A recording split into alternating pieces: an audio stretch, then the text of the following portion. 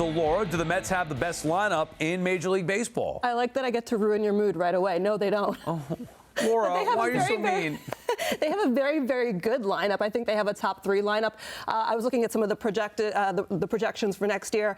They have the Orioles actually at number 1, Adley Rutschman, Gunnar Henderson. And then you have, obviously, the Dodgers, Shohei, Mookie, Freddie Freeman, Teoscar Hernandez. These are all really, really heavy firepower teams. But, you know, the Mets have something really special in that if Mark Vientos really does take off and become that superstar that everyone thinks he's going to become, then, yeah, I think this lineup has the ability to overtake them. It's just not proven yet.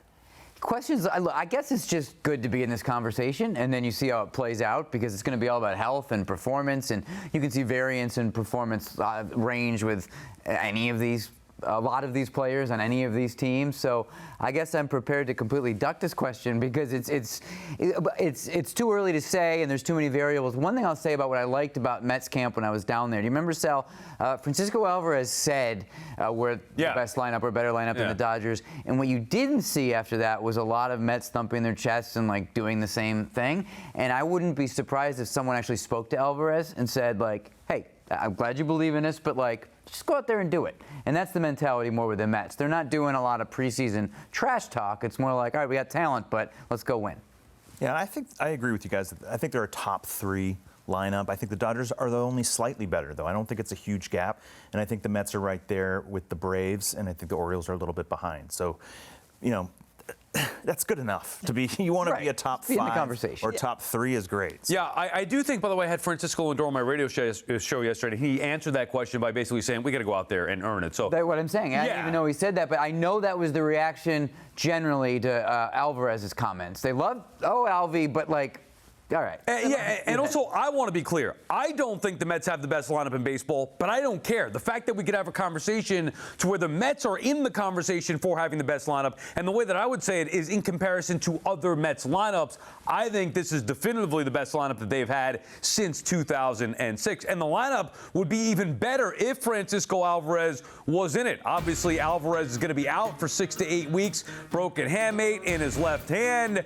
And the Mets catcher did speak today, though, for the first time since the injury, and you could just feel his frustration. It's hard. It's hard because I working so hard in the off season. I work in 3 months so hard for come here and play, and that is hard for me. They say after 3rd week maybe I can start hitting, so it's like it's on me. It's on me if my body take more time than normally, like maybe take 8 weeks, but it is very on me. Like if I feel comfortable, if I feel good, I can move quicker.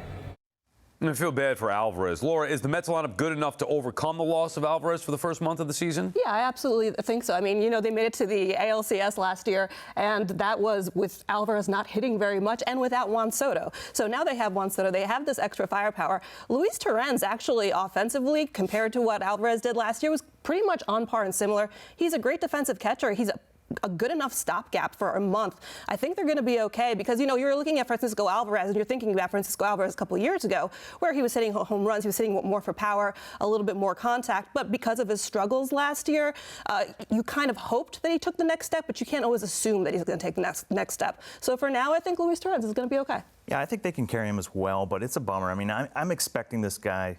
I was expecting this guy to take a big step forward. I still believe in the bat being potentially an impact bat relative to the position.